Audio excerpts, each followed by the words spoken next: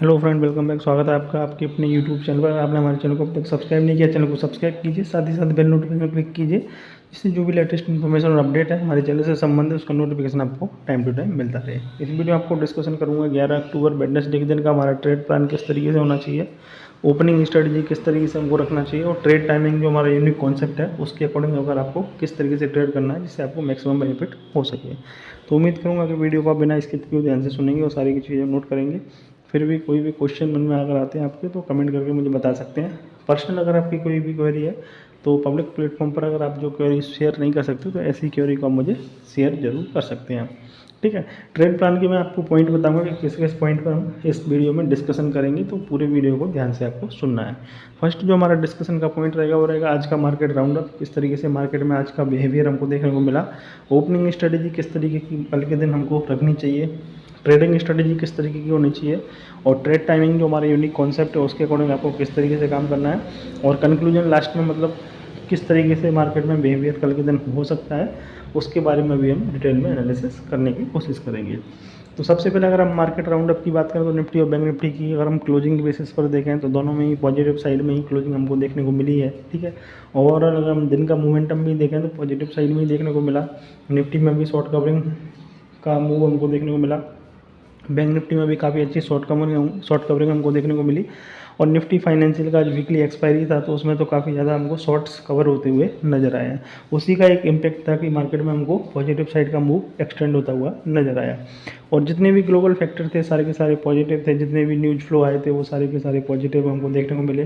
तो उसी के हिसाब से मार्केट ने रिएक्ट किया और उसी के हिसाब से मार्केट में हमको अप मूव देखने को मिला है। अगर हम सेक्टर्स की बात करें तो आईटी सेक्टर्स का पॉजिटिव कंट्रीब्यूशन आज के दिन हमको ज़्यादा देखने को मिला। उसके बाद बैंक निफ्टी का कंट्रीब्यूशन और फाइनेंशियल निफ्टी का कंट्रीब्यूशन देखने को मिला। ठीक है, मेजरली अगर हम देखें तो ज़्यादा से ज़्यादा जो हैवी वेट शेयर थे उन्होंने काफ़ी अच्छा कंट्रीब्यूट किया मार्केट में, और पॉजिटिव साइड का हमको क्लोज देने में मार्केट सफल रहा। क्लोजिंग बेसिस पर अगर हम देखें तो निफ्टी की क्लोजिंग 19,700 के आसपास हुई है, जो काफ़ी अच्छी क्लोजिंग मानी जाएगी क्लोजिंग बेसिस पर अगर हम देखें। ठीक है, और बैंक निफ्टी की क्लोजिंग तो काफ़ी ज़्यादा अच्छी है, 44,350 के ऊपर क्लोजिंग देखने को मिली है। काफ़ी ज़्यादा जो रेजिस्टेंस एरिया थे उसको भी आप पार करके बैंक निफ्टी में क्लोजिंग हमको देखने को मिली है। 44,000 एक साइकोलॉजिकल जो हर्डल था, और 44,200 300 पर जो ऑप्शंस के रेजिस्टेंस आ रहे थे और कुछ मूविंग एवरेजेस भी आ रहे थे, तो उसके ऊपर भी हमको क्लोजिंग देखने को मिली है।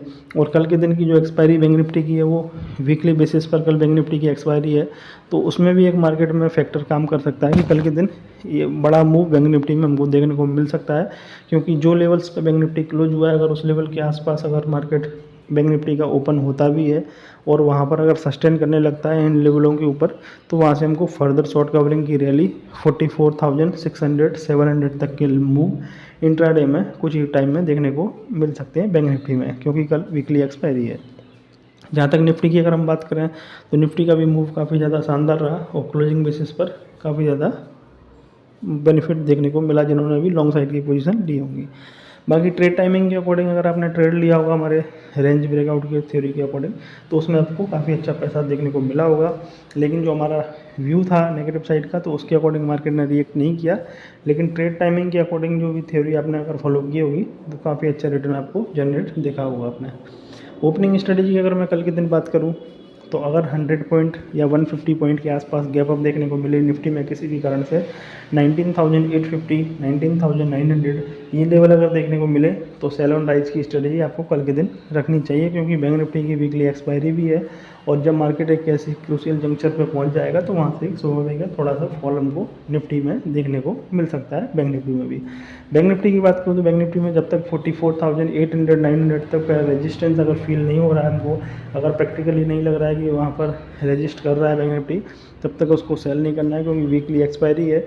जिस तरीके से आज निफ्टी फाइनेंशियल में हमको शॉर्ट कवरिंग मूव देखने को मिला, उसी तरीके से शॉर्ट कवरिंग मूव हमको बैंक निफ्टी में भी कल के दिन देखने को मिल सकता है अगर इन लेवल के आसपास बैंक निफ्टी सस्टेन करेगा तो।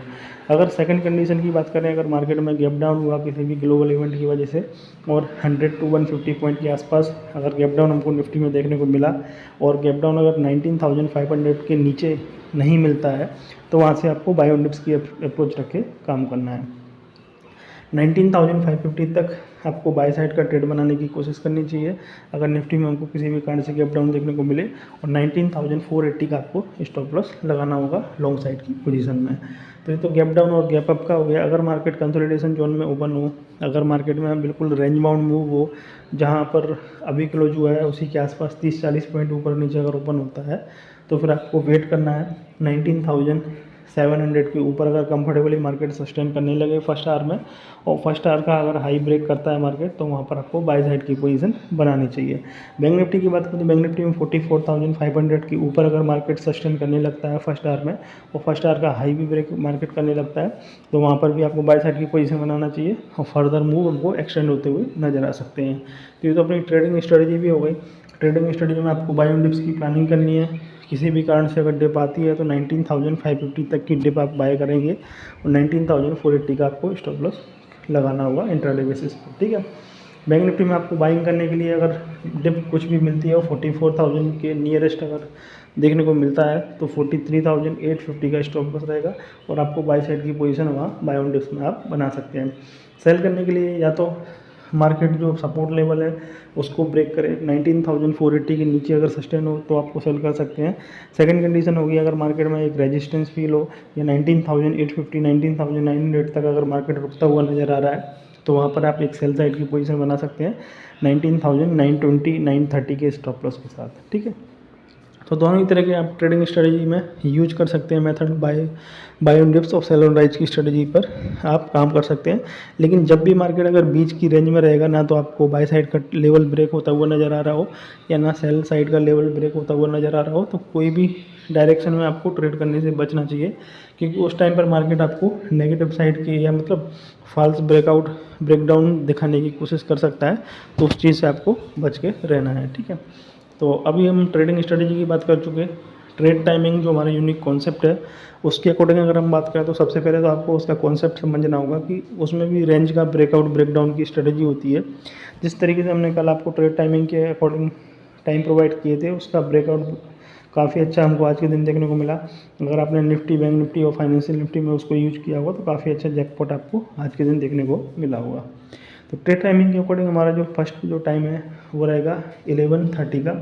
9:15 से लेकर 11:30, 9:15 से 11:30 तक मार्केट में जो भी रेंज बनेगी, रेंज का अगर ब्रेकआउट होता है किसी भी कारण से, तो आपको बाय साइड का ट्रेड लेना होगा। यानी कि कॉल ऑप्शन में आप, अगर आप ऑप्शन बायर हैं तो कॉल ऑप्शन में बाय करके काम कर सकते हैं।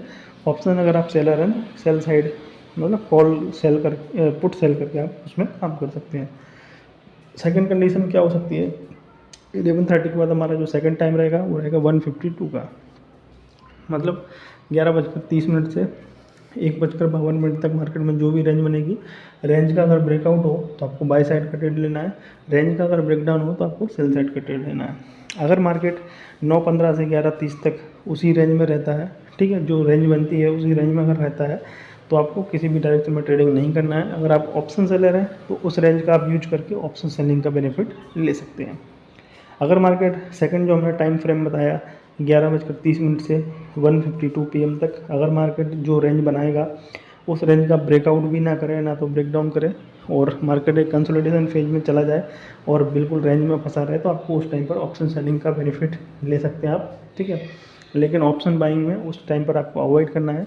ट्रेड टाइमिंग जो हमारा एक कॉन्सेप्ट है उसमें खासियत इसी बात की है कि ऑप्शन बायर हो या ऑप्शन सेलर हो, दोनों ही लोग इस स्ट्रेटजी का यूज कर सकते हैं। अगर रेंज का ब्रेकआउट ब्रेकडाउन नहीं होता है तो आपको कोई भी ट्रेड नहीं लेना होता है। अगर आप ऑप्शन बायर हैं, ऑप्शन सेलर है, तो आप ऑप्शन सेलिंग कर सकते हैं। लेकिन रेंज का ब्रेकआउट ब्रेकडाउन हो सकता है तो आप डायरेक्शनल सेलिंग कर सकते हैं ऑप्शन का। लेकिन ऑप्शन बाइंग में काफ़ी अच्छा पैसा उस टाइम पर बन जाता है जब भी ब्रेकआउट ब्रेकडाउन होता है, ठीक है। ये तो अपना हो गया ट्रेड टाइमिंग के अकॉर्डिंग हमारा जो कॉन्सेप्ट है उसके अकॉर्डिंग आपको किस तरीके से ट्रेड करना है। कंक्लूजन की बात करूँ तो कल के दिन बाय ऑन डिप्स की स्ट्रेटजी रख के काम करना है। खासकर आपको फोकस करना है बैंक निफ्टी पर।